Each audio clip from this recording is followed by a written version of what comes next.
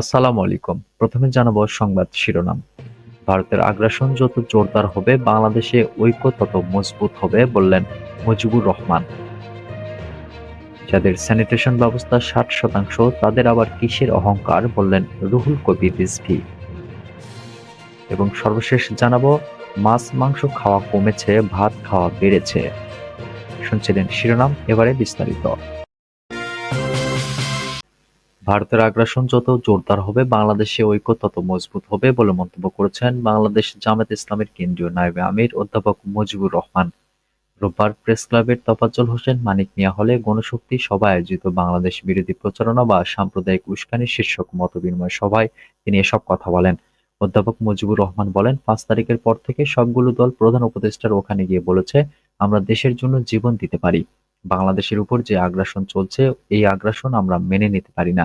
আমরা সকলে শহীদ হতে রাজি আছি, কিন্তু প্রতিবেশী দেশের এই আগ্রাসন মেনে নিতে পারি না। ভারতের বোঝা উচিত, তাদের আগ্রাসন যত জোরদার হবে, বাংলাদেশে ঐক্য তত মজবুত হবে।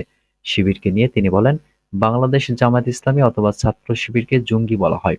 তারা নাকি হাত কাটে, রক কাটে। আমাদের দুজন মন্ত্রী ছিল যাদের ব্যাপারে ১ টাকার দুর্নীতির অভিযোগ আসেনি, কিন্তু অন্যদের দুর্নীতির অভিযোগ এসেছে। ইসলাম যদি খারাপ হয়, জঙ্গি হয়, মানুষ মারে, তাহলে তারা তো আকাম কুকাম করার কথা, কিন্তু তাদের কোনো দুর্নীতি পাওয়া যায়নি। এটা সারা দুনিয়ায় প্রশংসিত হয়েছে। আমার মনে হয় মুসলমানের কিছু নামধারী লোক চক্রান্ত করে আমাদের প্রতি জঙ্গি অপবাদটা দেওয়ার চেষ্টা করছে। তারা তো বিড়ি খায় না, মদ খায় না, কোনো মানুষের টাকা ছিনতাই করে না, চরিত্র খারাপ নয়, সবসময় নামাজ পড়ে, মানুষকে ভালো কথা বলে। ভালো মানুষকে যারা জঙ্গি বলে, আসলে তারা জঙ্গি এবং তাদের চরিত্রই খারাপ। স্বৈরাচার আর কখনো ফিরে আসবে না মন্তব্য করে জামায়াতের এই নায়েবে আমির বলেন, অতীতে স্বৈরাচার একবার পতন হওয়ার পরে আবারও এসে জেঁকে বসেছে এরকম ইতিহাস নেই। যে পালিয়েছে আর ফিরে আসতে পারবে না। যারা চিন্তা করছেন স্বৈরাচার ফিরে আসবে, তাদের এরকম চিন্তা গুড়ে বালি হবে। যাদের স্যানিটেশন ব্যবস্থা ৬০% তাদের আবার কিসের অহংকার বললেন রিজভী। বিএনপির সিনিয়র যুগ্ম মহাসচিব অ্যাডভোকেট রুহুল কবির রিজভী বলেছেন, বাংলাদেশে শতকরা ১০০ ভাগ উন্নত স্যানিটেশন সিস্টেম। কেউ বাঁশ ঝাড়ে যায় না, কেউ রেল লাইনের ধারে টয়লেট সারে না। আর আপনি যদি কলকাতা থেকে দিল্লি যান, তাহলে দেখবেন রেল লাইনের ধারে কি অদ্ভুত ব্যাপার। যেখানে ভারতের মাত্র ৬০% স্যানিটেশন ব্যবস্থা রয়েছে, সেখানে তারা আবার কিসের অহংকার করে।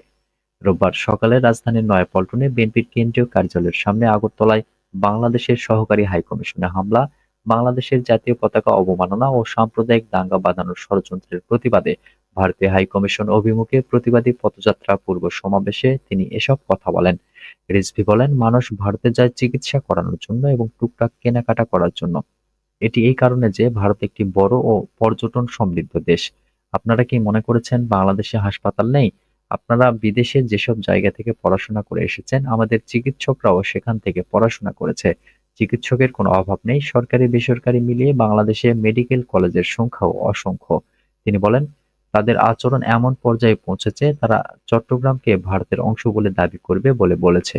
আমরা তারুণ্যের শক্তি নিয়ে এটাই বলবো, ঠিক আছে, তোমরা যদি চট্টগ্রাম দাবি করতে পারো, তাহলে আমরাও দাবি করব আমাদের নবাব সিরাজউদ্দৌলার বাংলা, বিহার, উড়িষ্যা ফেরত দাও আমাদেরকে। এসব ফাঁকা আওয়াজ দিয়ে কিছু হবে না। তিনি আরো বলেন, আমাদের সম্পদকে রক্ষা করার জন্য আকাশ পাতাল ভূমি প্রত্যেকটা জায়গায় আমাদের যে শক্তি, আমাদের যে সশস্ত্র বাহিনীর যে শক্তি, সেই শক্তিও কিন্তু কম নয়। ১৮ কোটি মানুষের দেশ আমাদের বাংলাদেশ। আমরা প্রত্যেকটা দিক থেকে দিল্লির আগ্রাসন প্রতিহত করতে প্রস্তুত আছি। ভারত ভয়ঙ্কর রকমের সাম্প্রদায়িক উল্লেখ করে তিনি আরো বলেন, ঘৃণা, প্রতিহিংসা এবং ভিন্ন ধর্মের প্রতি অবজ্ঞা ছাড়া ওদের কোনো রাজনীতি নেই। ওদের রাজনীতি শেষ হয়ে গেছে। একমাত্র দিল্লির আশীর্বাদে শেখ হাসিনা ১৫ বছর ক্ষমতায় টিকে থাকতে পেরেছে। ভারত বাংলাদেশের মানুষকে পছন্দ করে না। বাংলাদেশের স্বাধীনতা, সার্বভৌমত্বকে তারা সহ্য করতে পারে না। তারা হাসিনাকে সমর্থন করে। তারা হাসিনাকে বাঁচানোর জন্য যেসব কাজ করেছে, সেগুলো পৃথিবীর ইতিহাসে এবং রাষ্ট্রবিজ্ঞানের ভাষায় আগ্রাসন ছাড়া আর কিছু নয়। তবে সব ধরনের ষড়যন্ত্রই সম্মিলিতভাবে প্রতিহত করা হবে বলে মন্তব্য করেন তিনি। মাছ মাংস খাওয়া কমেছে, ভাত খাওয়া বেড়েছে। উচ্চ খাদ্য মূল্যস্ফীতির কারণে দেশে গ্রাম এলাকার মানুষের খাদ্যের ধরনে পরিবর্তন হয়েছে। দাম বেড়ে যাওয়ায় গ্রামের নিম্ন আয়ের মানুষেরা মাছ মাংসের মতো প্রোটিন সমৃদ্ধ খাবার খাওয়ার পরিমাণ কমিয়েছেন। এর বিপরীতে তারা ভাতের মতো শর্করা জাতীয় খাবার গ্রহণের পরিমাণ বাড়িয়েছেন। গ্রাম এলাকায় খাদ্য মূল্যস্ফীতির প্রভাব নিয়ে সরকারি সংস্থা বাংলাদেশ উন্নয়ন গবেষণা প্রতিষ্ঠানের এক গবেষণায় এমন তথ্য উঠে এসেছে। বিআইডিএস এর বার্ষিক উন্নয়ন সম্মেলনের দ্বিতীয় দিনে রোববার বিকেলে একটি অধিবেশনে এসব তথ্য তুলে ধরেন বিআইডিএস এর গবেষকেরা। রাজধানীর গুলশানের একটি হোটেলে অনুষ্ঠিত শিল্প শ্রমিকদের জীবনযাত্রার অবস্থা, মূল্যস্ফীতি ও সুস্থতা বিষয়কে অধিবেশনে আলোচনা করেন বিআইডিএস এর মহাপরিচালক বিনায়ক সেন, গবেষণা ফেলো মোহাম্মদ হারুনুর রশিদ ভূঁইয়া, মোহাম্মদ জাহিদুল ইসলাম চৌধুরী ও গবেষণা সহযোগী রিজওয়ানা ইসলাম। অধিবেশনটিতে সভাপতিত্ব করেন কানাডার কনকর্ডিয়া বিশ্ববিদ্যালয়ের ইমেরিটাস অধ্যাপক সৈয়দ ময়নুল আহসান।